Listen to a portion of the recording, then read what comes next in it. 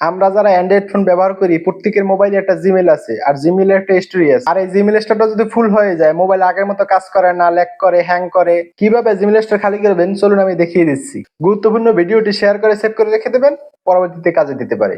আপনি যদি আমার চ্যানেলে প্রথম এসে থাকেন, চ্যানেলটি সাবস্ক্রাইব করে রাখবেন পরবর্তীতে এরকমের গুরুত্বপূর্ণ ভিডিও পেতে। তা চলুন শুরু করা যাক। এই কাজটি করার জন্য জিমেলে টাচ করবেন, তারপর দেখবেন উপরে প্রোফাইল, এখানে টাচ করবেন, নিচে দেখতে পাবেন 15 GB ইউজ, এখানে ট্যাপ করবেন।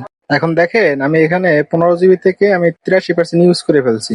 মোর ডিটেলস এখানে ক্লিক করে দেখেন আমার এখানে গুগল ফটো, গুগল ড্রাইভ এবং জিমেল কোন জায়গায় কত জিবি কত এমবি খরচা হয়েছে সব দেখাচ্ছে। এখন আপনি ক্লিন আপ স্পেস এখানে টাচ করবেন। আমার যেহেতু গুগল ফটো ইউজ বেশি এজন্য এখানে ট্যাপ করব। আমি একটা ভিডিও এখান থেকে ডিলিট করে দেখাচ্ছি।